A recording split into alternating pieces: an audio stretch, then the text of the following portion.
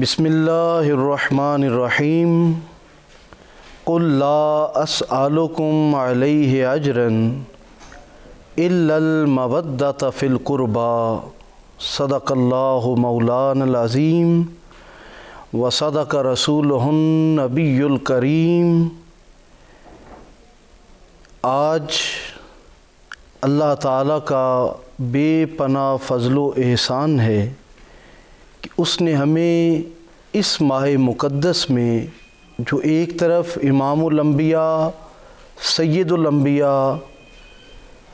ہادی برحق محسن انسانیت حضرت محمد عربی صلی اللہ علیہ وآلہ وسلم کا مقدس ولادت کا مہینہ ہے، وہیں 17 ربیع الاول فرزند رسول چھٹے امام جنہیں امام صادق بھی کہا جاتا ہے، میری مراد حضرت سیدنا امام جعفر الصادق علیہ السلام کا یوم ولادت بھی ہے۔ اس حوالے سے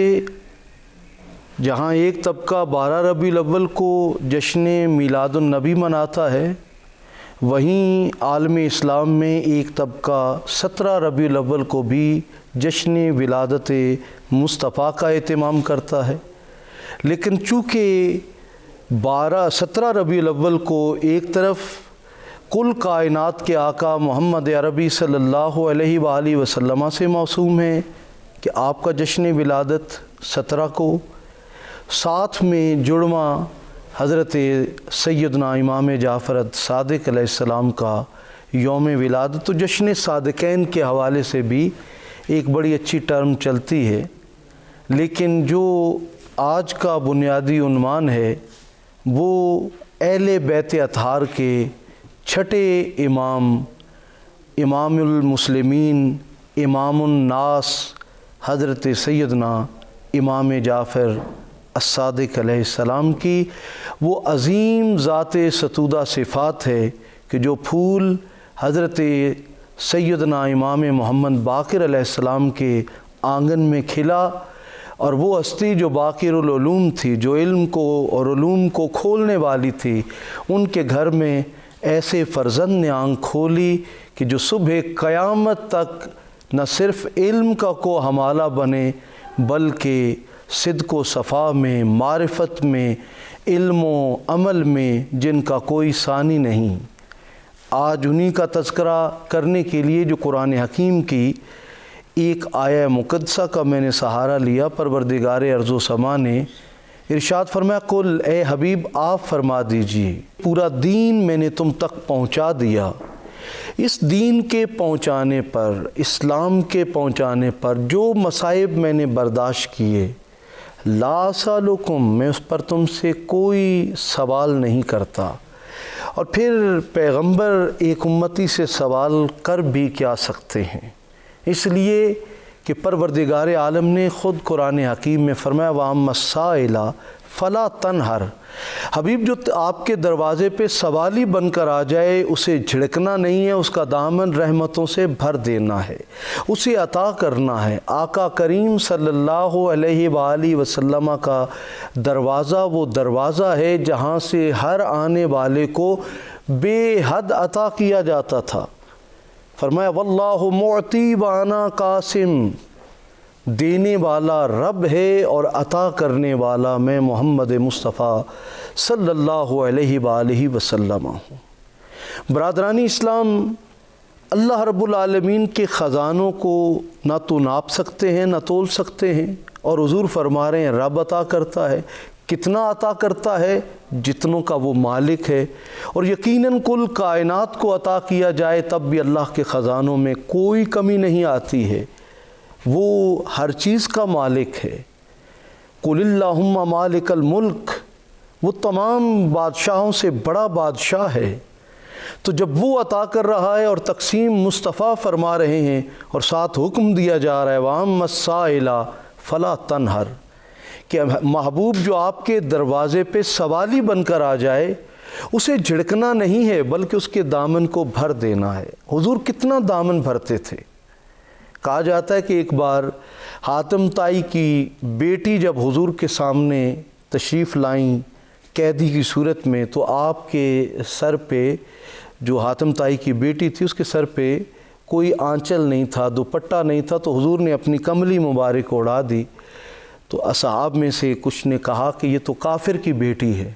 تو حضور نے فرمایا بیٹی تو بیٹی ہوتی ہے، وہ چاہے مسلمان کی ہو یا کافر کی ہو۔ اگر یہ سوچ اور یہ فکر مسلمانوں کے اندر آگے بڑھے کہ بیٹی تو بیٹی ہی ہوتی ہے، چاہے وہ اپنے گھر میں ہو یا کسی کے گھر کی ہو، ہمیں اس کو عزت دینی ہے، اس کی ناموس کا خیال رکھنا ہے، اس کو تحفظ دینا ہے، تو یقیناً ہمارے معاشرے کے اندر کبھی بھی عورت کی عزت کے ساتھ کھیلا نہیں جائے گا۔ سیدہ خاتون جنت سیدۃ النساء اہل الجنہ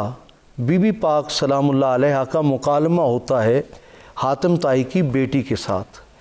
وہ کہنے لگی کہ میرے بابا کے گھر کے 40 دروازے تھے حاتم طائی کے، اور یہ حاتم طائی وہ ہے جس کی آقا نے بھی تعریف فرمائی ہے۔ فرمایا کہ اس کے اندر ایک مومنانہ خوبی تھی کہ یہ سخی تھا۔ گویا جس غیر مسلم کے اندر بھی جب آپ کوئی خوبی دیکھیں اسے تسلیم کریں اور اس خوبی کو بیان کریں، اس سے کوئی آپ کے دین کو یا آپ کے ایمان کو فرق نہیں آتا۔ یہ سنت رسول اکرم صلی اللہ علیہ وآلہ وسلم ہے۔ برادران اسلام، سیدہ خاتون جنت سے حاتم طائی کی بیٹی کہنے لگی میرے بابا کا محل تھا اور اس کے 40 دروازے تھے۔ ایک فقیر ایک دروازے پہ آتا، میرے بابا عطا کرتے، وہ دوسرے پہ آتا، پہچان لیتے، پھر عطا کرتے، حتیٰ کہ 40 دروازوں سے وہ بھکاری، وہ گداگر، وہ سائل مانگتا، میرے بابا پہچاننے کے باوجود 40 دروازوں سے خیرات یا اس کی ضرورت عطا فرماتے۔ سیدہ کائنات نے جو جواب دیا، یقین مانیے مختصر سا جواب تھا، لیکن وہ جواب آج بھی امت مسلمہ کے سر کو فخر سے بلند کر دیتا ہے کہ ہمارے آقا کتنے سخی تھے، ہمارے آقا کتنے لجپال تھے، ہمارے آقا کتنے غریب نواز تھے۔ سیدہ کائنات فرماتی ہیں کہ آپ کے بابا کے محل کے 40 دروازے تھے اور ایک فقیر کو، سائل کو 40 دروازوں سے مانگنا پڑتا تھا، اس لیے کہ پہلے دروازے سے اگر اس کی ضرورت پوری ہو جاتی تو اس کو دوسرے دروازے پہ جانے کی ضرورت نہ پڑتی، لیکن وہ 40 دروازوں پر جاتا ہے کیونکہ اس کی ضرورت ابھی تک پوری نہیں ہوئی۔ میرے بابا کا کوئی محل نہیں تھا، حالانکہ وہ سارے نبیوں کے امام تھے، حالانکہ وہ ساری آدمیت کا فخر تھے، حالانکہ وہ اللہ تعالیٰ کے محبوب تھے، لیکن ان کا کوئی محل نہیں تھا، اس لیے کہ حضور نے الفقر و فخری کہہ کر فقر کو خود پسند فرمایا ہے اور فرمایا کہ میرے رب مجھے فقراء میں زندہ رکھ اور قیامت کے دن فقراء میں اٹھانا۔ برادران اسلام، بی بی پاک فرماتی ہیں میرے بابا کی ایک چھوٹی سی کٹیا سی، ایک چھوٹا سا حجرہ تھا جس کا کوئی دروازہ بھی نہیں تھا، ایک پردہ تھا سامنے۔ جب بھی کوئی سائل آ کر سوال کرتا، میرے بابا اتنا عطا فرماتے کہ اسے پھر کسی دوسرے دروازے پر جانے کی ضرورت ہی پیش نہ آتی۔ وَأَمَّا السَّائِلَ فَلَا تَنْهَرْ، محبوب جو آپ کے دروازے پہ سوالی بن کر آئے اسے جھڑکنا نہیں ہے بلکہ اسے اتنا عطا کرنا ہے کہ وہ پھر کسی اور دروازے پہ اسے جانے کی ضرورت ہی پیش نہ آئے۔ ناظرین کرام، رسول خدا صلی اللہ علیہ وآلہ وسلم فرماتے ہیں لا اسألکم، میں تم سے کوئی سوال نہیں کرتا، تم میرے غلام ہو، تم میرے امتی ہو، اپنے آقا کو، اپنے نبی کو تم کیا دے سکتے ہو؟ لا اسألکم علیہ، اس پورے دین کو پہنچانے پر کچھ بھی نہیں مانگتا، الا المودۃ فی القربى، ہاں مگر ایک چیز کا سوال کرتا ہوں کہ میرے قرابت داروں کے ساتھ، میرے اہل بیت کے ساتھ محبت نہیں مودت کرنی ہے۔ ناظرین کرام، محبت اور مودت میں بھی ایک چھوٹا سا فرق ہے۔ محبت میں دوئی برداشت ہو سکتی ہے، حالانکہ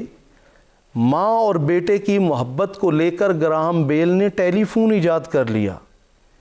بیٹا یورپ میں ہے، ماں ایشیا میں ہے، بیٹے کی اور ماں کی محبت کا عالم یہ ہے کہ بیٹے کو سر میں درد ہوتی ہے، ہزاروں میل کی مسافت ہے، لیکن ماں کو خبر ہو جاتی ہے کہ میرے بیٹے، میرے لال کے سر میں درد ہے۔ محبت کا عالم یہ ہے کہ دوئی کے باوجود، غیریت اور تفریق کے باوجود بھی اس درد کو ماں محسوس کرتی ہے، لیکن ماں بھی زندہ ہے اور بیٹا بھی زندہ ہے۔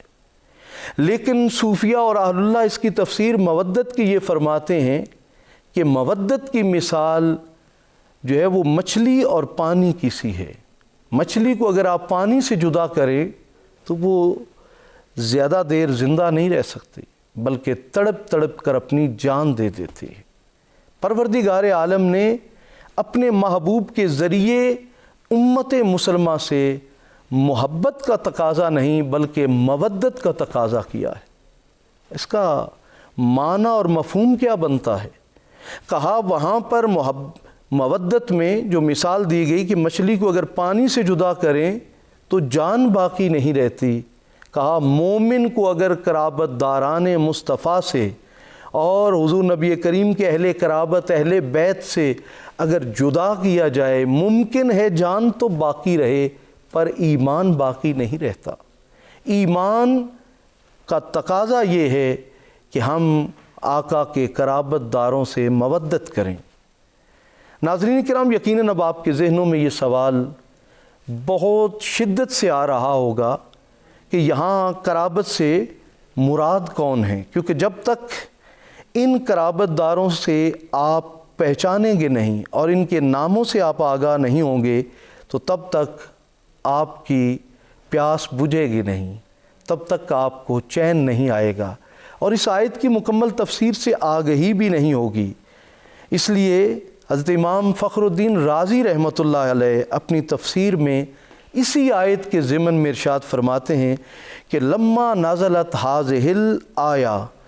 کہ جب یہ آیت مودت نازل ہوئی تو پھر قیلا یا رسول اللہ صلی اللہ علیہ وآلہ وسلم من قرابتک، سوال کیا گیا کہ یا رسول اللہ صلی اللہ علیہ وآلہ وسلم آپ کے وہ قرابت دار کون ہیں؟ ہؤلاء الذین وجبت علینا مودتہم، کہ جن کی مودت اللہ نے ہم پر واجب کر دی ہے۔ فرمایا ان میں سے ایک امام علی علیہ السلام ہیں، ایک سیدہ بی بی زہرا سلام اللہ علیہا ہیں اور ان کے بیٹے ہیں۔ یہ ہیں وہ قرابت دار جن کی مودت، اصحاب رسول پوچھ رہے ہیں جن کی مودت ہم پر فرض کی گئی ہے وہ کون کون ہیں؟ تو حضور نے فرمایا یہ 4 ہستیاں ہیں۔ اگر آقا کریم کے ساتھ ان 4 ہستیوں کو جوڑا جائے تو 5 تن پاک بنتے ہیں۔ انشاءاللہ ہم ایک مختصر وقفے کے بعد دوبارہ حاضر ہوتے ہیں اور اسی گفتگو کے سلسلے کو جاری رکھتے ہیں۔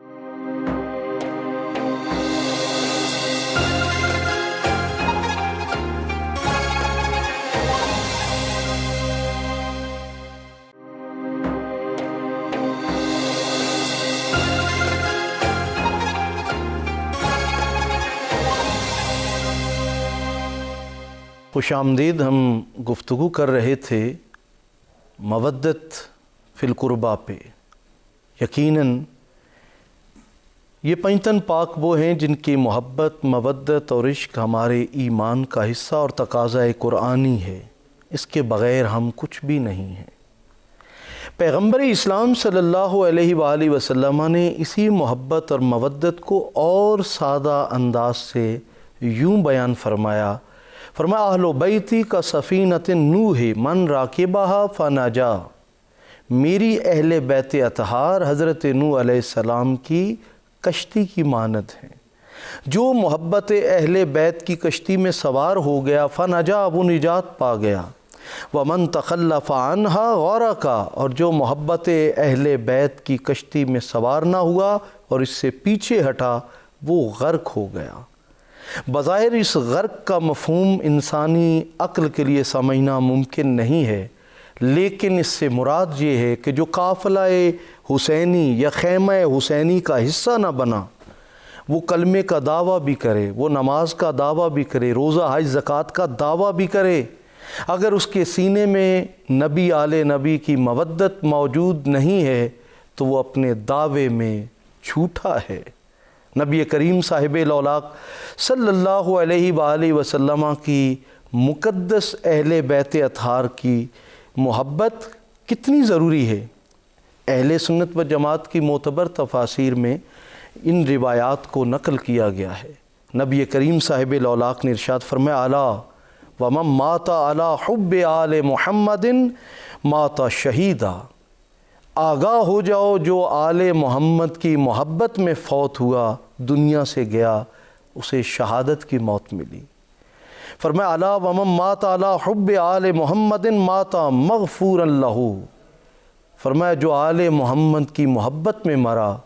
وہ اس حال میں مرا کہ قیامت کے دن اس کی مقبول التوبہ، اس کی توبہ قبول ہو چکی ہوگی، گویا اس کی بخشش و مغفرت ہو چکی ہوگی۔ اسی طرح کریم آقا نے فرمایا الا ومن مات علی حب آل محمد مات مؤمنا، حضور نے فرمایا جو آل محمد کی محبت میں مرا وہ مومن مرا، گویا اس کے ایمان کو حضور نے گارنٹی عطا فرما دی، جس کا سینہ آل محمد کی محبت میں تڑپنے والا ہے۔ ایک طویل حدیث طیبہ ہے، میں نے اس میں سے چند کلیاں آپ کے سامنے پیش کی۔ گویا وہ بخت کا دھنی ہے کہ جس کا سینہ عشق رسول صلی اللہ علیہ وآلہ وسلم کے ساتھ ساتھ عشق آل محمد سے بھی معمور اور بھرپور ہو۔ ایک حدیث طیبہ کے ساتھ ہی ہم آگے بڑھتے ہیں اور اس وقت کے عظیم امام کی بارگاہ میں نیاز پیش کرتے ہیں کہ جن کا نام آتے ہی امت مسلمہ کے سر فخر سے جھک جاتے ہیں۔ نبی کریم صاحب الاولاق صلی اللہ علیہ وآلہ وسلم کا فرمان ہے کہ ادبوا اولادکم علی ثلاثۃ خصال، اپنی اولاد کو 3 خصلتیں، عادتیں ضرور سکھاؤ۔ فرمایا حب نبیکم، اپنے نبی کی سچی محبت، و حب آل نبیکم، اور اپنے نبی کی آل کی سچی محبت، و تلاوت القرآن، اور قرآن حکیم کی تلاوت کی عادت انہیں ڈالی ہے۔ گویا سادہ مفہوم میں یوں کہہ لیجئے کہ حضور فرما رہے ہیں کہ اپنی اولاد کو یہ 3 چیزیں ضرور سکھاؤ، نبی کی محبت، آل نبی کی محبت اور تلاوت القرآن۔ لیکن اگر اس کو اور سادہ سمجھا جائے تو قرآن اس کے ذریعے اپنی اولاد کو سکھاؤ جس کے سینے میں نبی اور آل نبی کی کامل و اکمل محبت موجود ہو۔ تو ناظرین کرام، اس سے ہمیں یہ تو خبر ہو گئی کہ آل محمد کی محبت فرض ہے اس امت پر۔ امام شافعی نے فرمایا تھا اہل بیت اطہار تمہیں مبارک ہو، تمہاری محبت اس امت پر فرض کی گئی ہے، اگر تم پر درود نہ بھیجیں تو ہماری فرض نماز ادا ہی نہیں ہوتی۔ اور اسی طرح حدیث ثقلین میں حضور نے اصحابہ کرام کے مجمع میں یہ ارشاد فرمایا تھا کہ انی تارک فیکم الثقالین، میں تم میں 2 بھاری بھرکم چیزیں چھوڑے جا رہا ہوں، کتاب اللہ ہے و اطرتی اہل بیت، ایک اللہ کی کتاب ہے اور دوسری میری اطرت اہل بیت ہیں۔ اور فرمایا جب تک ان سے تمسک کرتے رہو گے، جڑے رہو گے اور ان اتباع اور پیروی میں رہو گے، کبھی گمراہ نہیں ہو سکتے۔ گویا اہل بیت اطہار کی اطاعت، اتباع اور پیروی اس امت کے لیے لازم ہے۔ یقیناً جب ہم اس جگہ پر پہنچتے ہیں تو پھر ہمارے ذہنوں میں جو سب سے بڑی اور عام چیز آتی ہے کہ آج اتنی خوبصورت اور مثالی تمہید کے بعد ہم کس نگری میں داخل ہو رہے ہیں۔ تو ناظرین کرام، ہم اس بارگاہ میں جا رہے ہیں کہ جس بارگاہ کو یوں کہہ لیجئے کہ اس امت ہی کے نہیں بلکہ انسانیت کی رہنمائی کے لیے پروردگار ارض و سما نے سجایا تھا، جو سلسلہ امامت کے 6 پیشوا ہیں اور جن کے نام نامی اسم گرامی کو جاننے کے بعد عشق اور مودت بھی گویا اپنے پورے عروج پر پہنچتا ہے۔ آپ کا نام نامی اسم گرامی جعفر ہے علیہ السلام۔ آپ کی کنیت ابو عبداللہ اور ابو اسماعیل ہے۔ آپ علیہ السلام اہل بیت اطہار کے چھٹے امام ہیں، اور آپ کی ولادت مقدسہ ربیع الاول کی 17 تاریخ کو سن 83 ہجری کو مدینہ المنورہ میں ہوئی تھی۔ آپ علیہ السلام کا سلسلہ نسب 5ویں پشت میں ایک طرف حضرت سیدنا ابو بکر صدیق رضی اللہ تعالیٰ عنہ سے ملتا ہے، کیونکہ آپ کی والدہ سیدہ ام فروہ جو ہیں وہ بیٹی ہیں حضرت قاسم کی۔ حضرت قاسم بیٹے ہیں محمد بن ابی بکر کے، اور محمد بن ابی بکر وہ ہے جو مستقل تربیت میں رہے ہیں مولا کائنات مولا علی شیر خدا کے، اور آپ کو اس غلامی پر بڑا ہی رشک تھا۔ آپ کو حضرت محمد بن ابی بکر کو بھی ایک شہادت کا بڑا ہی اعلیٰ رتبہ ملتا ہے، آپ بھی اسلام کے باغیوں کے ہاتھوں شہادت پاتے ہیں۔ حضرت امام جعفر الصادق علیہ السلام جو فرزند رسول ہیں، جو حضرت سیدنا امام محمد باقر کے فرزند ہیں، جو خون رسول ہیں، جو اہل بیت اطہار کا وہ چمکتا پھول ہیں کہ جس پھول کی خوشبو صبح قیامت تک جاری رہے گی۔ آپ کے خوبصورت القابات میں جو سب سے معروف لقب ہے وہ الصادق، اس کے بعد الفاضل، اور اس کے بعد الطاہر۔ یہ طہارت تو وہ ہے جو آپ کے گھر کو اللہ تعالیٰ نے آیہ تطہیر میں عطا فرمائی ہے۔ یقیناً صداقت کی برکت کیا تھی؟ آپ کو صادق کے لقب سے کیوں پہچانا گیا؟ ایک تو صوفیہ فرماتے ہیں کہ یہ پروردگار عالم کی طرف سے عطا کردہ تھا، اور دوسری روایت یہ ہے کہ حضرت سیدنا امام جعفر صادق علیہ السلام کی زبان میں اللہ رب العالمین نے یہ برکت رکھی ہوئی تھی کہ آپ اپنی زبان اقدس سے جو فرما دیتے تھے، جو کہہ دیتے تھے، وہ ہو جاتا تھا، اور وہ اس قدر صداقت پر مبنی الفاظ ہوتے تھے کہ لوگوں نے یہ کہنا شروع کر دیا کہ آپ عام امام نہیں ہیں بلکہ آپ تو امام صادق ہیں، کیونکہ آپ کی زبان اقدس سے جو کچھ نکلتا ہے وہ پروردگار عالم ویسا ہی فرما دیتا ہے۔ ناظرین کرام، امام جعفر الصادق علیہ السلام کی زبان کی تاثیر کو اپنے ہی نہیں غیر بھی تسلیم فرمایا کرتے تھے۔ آپ علیہ السلام کا جو قد مبارک تھا، نہ وہ زیادہ لمبا اور نہ ہی پست تھا، بلکہ آپ کا درمیانہ قد مبارک تھا، اور آپ کی رنگت جو تھی وہ گندمی تھی، اور آپ کے جو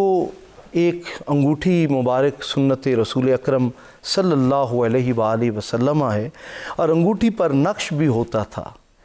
دیکھیے اہل بیت اطہار کی توحید کو۔ آج ہمارے ہاں بدقسمتی ہے کہ امت نے اہل بیت اطہار کے ان مقدس ائمہ طاہرین کی طرف رجوع نہیں کیا۔ اگر رجوع کرے تو قدم قدم پر رہنمائی کے خوبصورت گوشے ملیں گے۔ یہ منزل بھی ہے، منزل نما بھی ہیں، یہ راہ بھی ہیں، رہنما بھی ہیں۔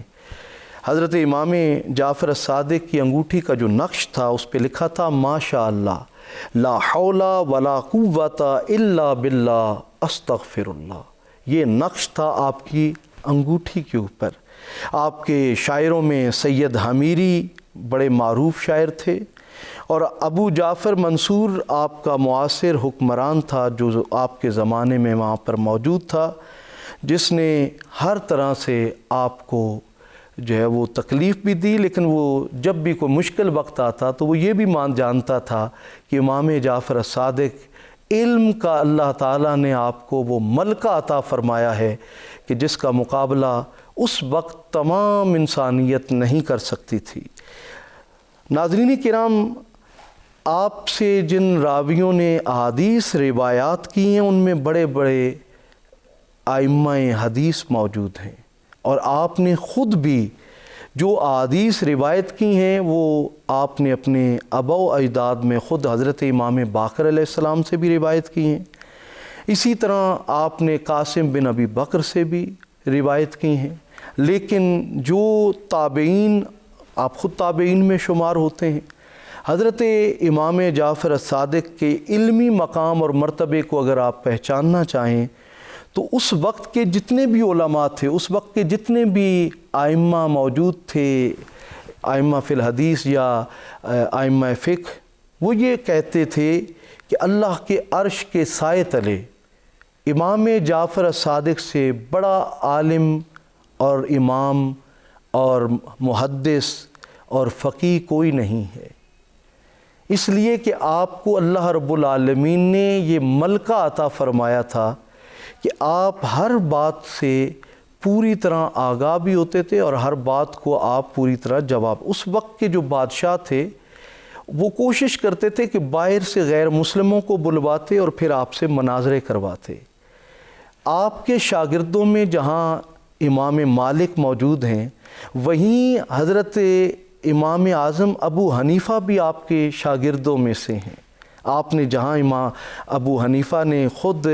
امام محمد باقر علیہ السلام سے علم حاصل کیا، آپ کی شہادت کے بعد آپ نے امام جعفر الصادق سے علم کے حصول کے لیے اپنے آپ کو پیش کیا، اور آپ فرمایا کرتے تھے لولا سنتان لہالک نعمان،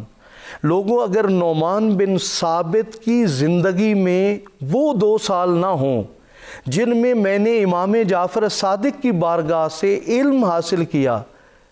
تو نعمان ہلاک ہو جاتے۔ گویا پوری دنیا میں جو حضرت نعمان بن ثابت جنہیں ابو حنیفہ کہا گیا، اگر ان کا چرچا ہے، ان کی فالوئنگ ہے، تو اس برکت ہے حضرت سیدنا امام جعفر الصادق علیہ السلام کی۔ ناظرین کرام، آپ کے شاگردوں میں بڑے بڑے فلاسفر، ائمہ فی الحدیث، بڑے بڑے سائنٹسٹ، اس دور کے اندر جتنے بڑے دماغ تیار ہوئے، شاگردی انہوں نے اختیار کی امام جعفر الصادق علیہ السلام کی۔ حضرت امام اعظم ابو حنیفہ سے کسی نے سوال کیا، دن بھر آپ شریعت کا فتویٰ دیتے ہیں، یہ رات بھر امام جعفر صادق علیہ السلام کی بارگاہ میں کیا کرتے ہیں؟ تو آپ نے فرمایا تھا کہ دن بھر تم شریعت کی خبر لینے میرے پاس آتے ہو، رات بھر شریعت والے کی خبر لینے میں امام جعفر صادق علیہ السلام کی بارگاہ میں حاضر ہوتا ہوں۔ ناظرین کرام، وقت کے بڑے بڑے ائمہ فی الحدیث، ائمہ فی الفقہ اور وقت کے بڑے بڑے سائنٹسٹ، انہوں نے خیرات لی تھی امام جعفر الصادق علیہ السلام کی بارگاہ سے، تو دنیا میں ان کا نام بھی بلند ہوا، دنیا کے اندر وہ ایک ستارے بن کر نکھرے۔ آج بھی امت مسلمہ اگر یہ چاہتی ہے کہ ان کو علم ملے اور علم بھی نافع ملے، اگر آج پھر سے امت مسلمہ اور انسانیت یہ چاہتی ہے کہ وہ اخلاقی اور انسانی اقدار جو دفن ہو رہی ہیں دوبارہ سے زندہ ہوں اور ہم معاشرے کے اندر انسان بن کر زندگی گزاریں، ہمارے اندر بھی صداقت موجود ہو، ہمارے اندر بھی سخاوت موجود ہو، ہمارے اندر بھی زہد و تقوی موجود ہو، ہمارے اندر بھی عبادت کا سلیقہ موجود ہو، ہمیں بھی انسانیت سے پیار آئے، ہم بھی علم کے سامنے سرنگوں ہوں اور ہمیں ہمارے اندر بھی معرفت الہی آئے، تو اس کا صرف اور صرف ایک ہی طریقہ ہے کہ ہم اپنے آپ کو پیش کریں اپنے وقت کے اس عظیم امام کی بارگاہ میں کہ جہاں بڑے بڑے دماغ آ کر علم کی خیرات لیتے تھے، تقوی کو خیرات لیتے تھے اور طہارت کی خیرات لیتے تھے، اور اس سے مراد حضرت سیدنا امام جعفر صادق علیہ السلام کی عظیم بارگاہ ہے۔ یقیناً آج بھی علم، تقوی، طہارت اور تربیت کی خیرات، امام جعفر الصادق کی تحریریں، آپ کے خطبات، آپ کے خطوط اور آپ کی جو تعلیمات ہیں ان کی صورت میں ہمارے پاس موجود ہیں۔ ضرورت اس امر کی ہے کہ ہم انہیں پڑھیں، سمجھیں اور اس پر عمل کی کوشش کریں۔ پروردگار عالم ہم سب کو ائمہ طاہرین، اہل بیت اطہار کی بارگاہوں میں رجوع کی توفیق عطا فرمائے۔ وآخر دعوانا ان الحمد للہ رب العالمین۔